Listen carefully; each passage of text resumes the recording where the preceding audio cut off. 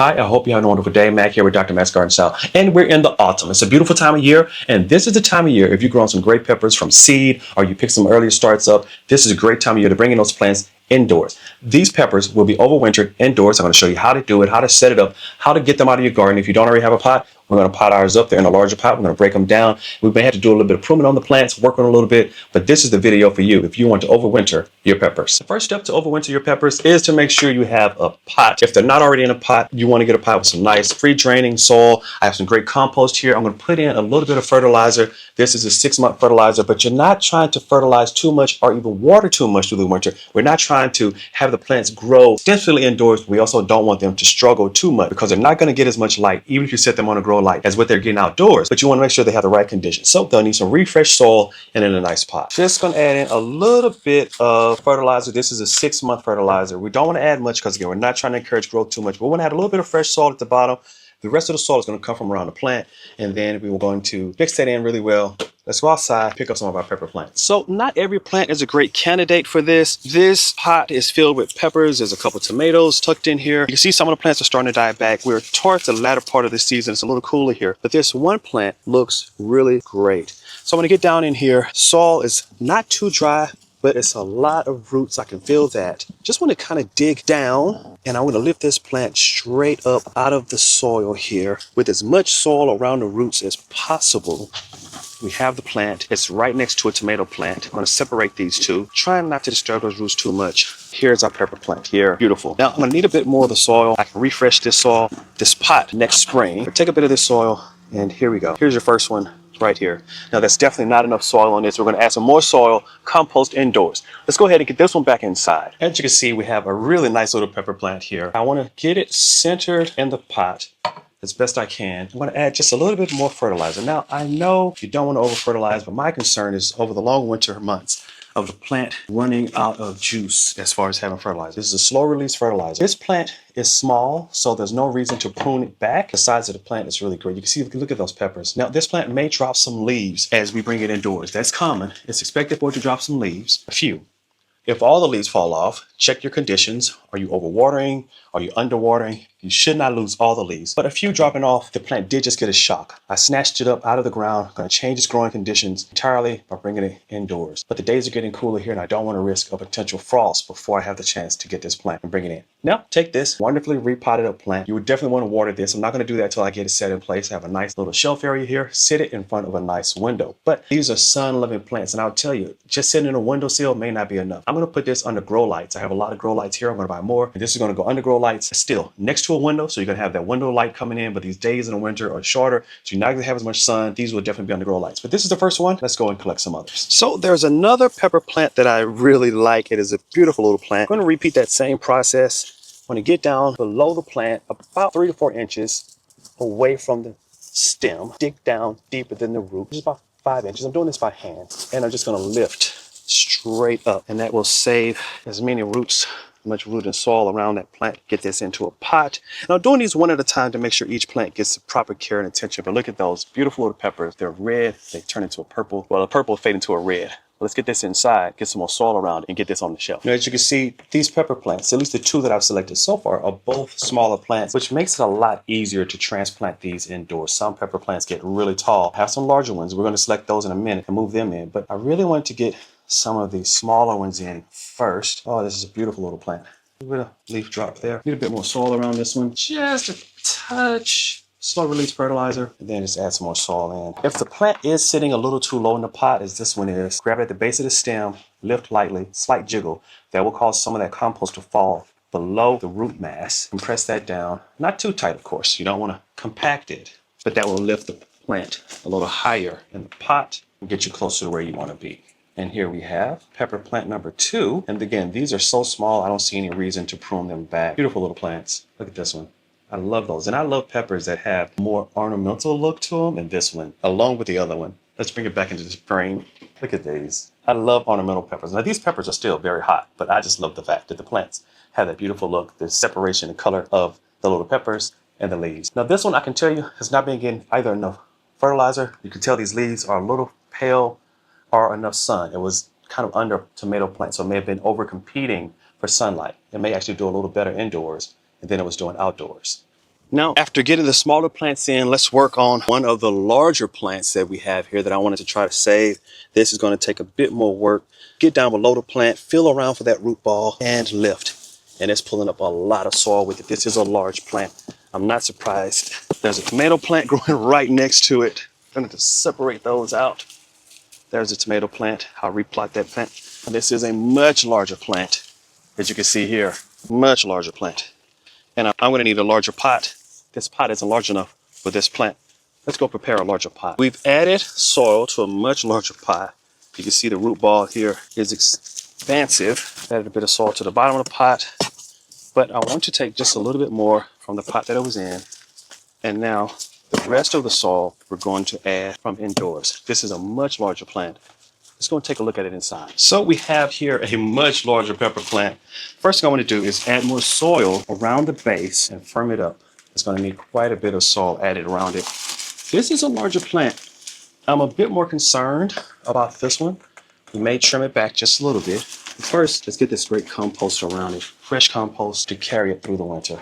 Just a little bit of slow release fertilizer added in, mix that in, and then let's add more soil. Now, this particular pepper plant is about as large as I would feel comfortable trying to bring indoors. Even still, I want to do a bit of pruning on this one to bring it back down in size just a little bit. If there's anything, like here's another small tomato plant, let's get that out of there. We don't want to try to grow tomatoes indoors this winter. But I'm going to take off some of these lower stems, take those off, and really open this plant up just a little bit. If I have some, this one is crossing, so let's open this plant up. Just kind of work our way around it. And if there are any stems or leaves that are growing into the interior, let's take those out. Here we are. Open this up.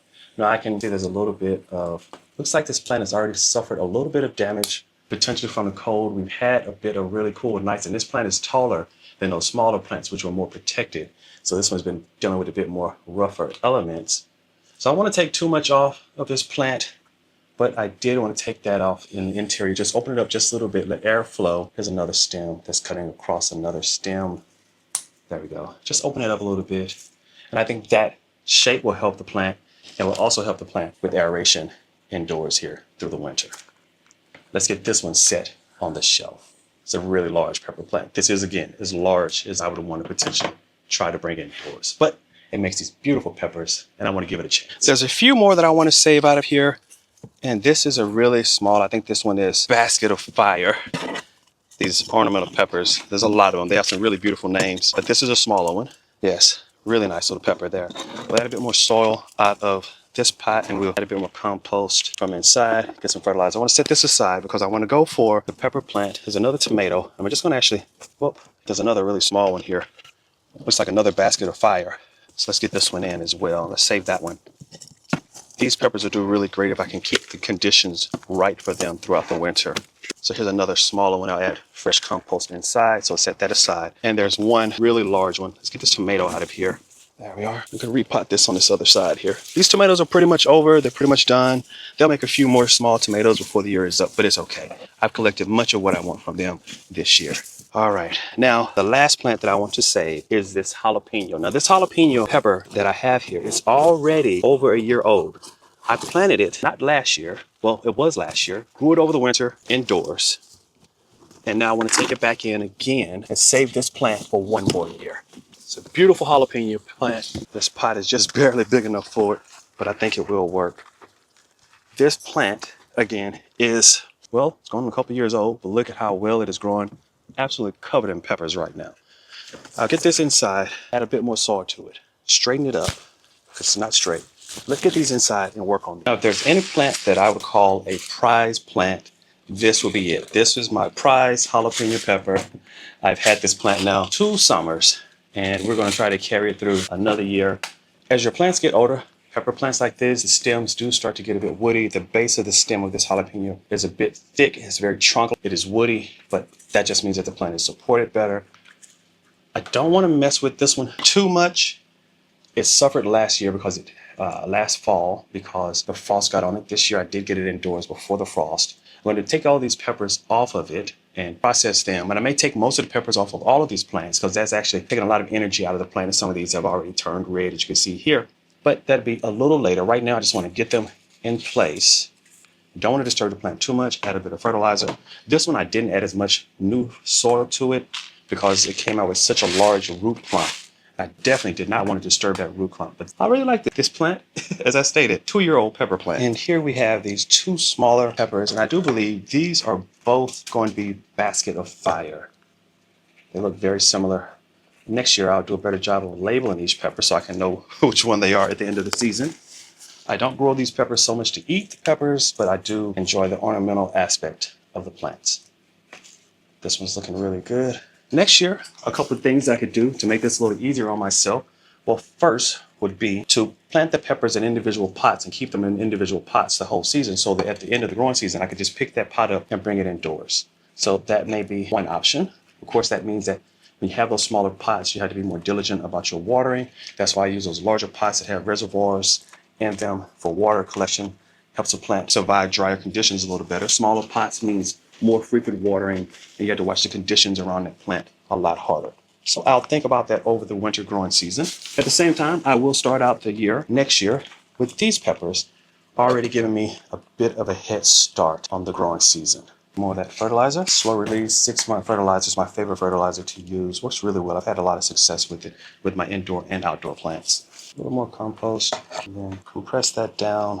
I'm going to set all these on the shelf that I just set up for them and then water them in. Aside from light, your next biggest concern for your plants will likely be water. You have to make sure that you water the plants, but don't overwater. You want to let that soil get slightly dry before you add any more water to them, but that's one of the biggest concerns in the winter is going to be staying on top of your water for your pepper plants. Another concern is to make sure that you watch out for pests. There are a few pests that you may inadvertently have brought indoors when you brought in your pepper plants. Keep an eye out for those. Now, peppers do tend to be pretty pest resistant, but you don't want any pests hopping off of the pepper plants and hopping onto any other plants that you may have indoors. But watch out for pests. This has been a quick guide on how to save your peppers. If you want to overwinter your pepper plants, this is how you do it. Hey, if you have some other tips of how to do this successfully, drop that down in the comments so someone else can learn and benefit from your experience. If you also like this content, be sure to like and subscribe. This is a growing channel, and I love to have you along. I love going to great flower shows and gardening indoors and outdoors. Until next time, take care.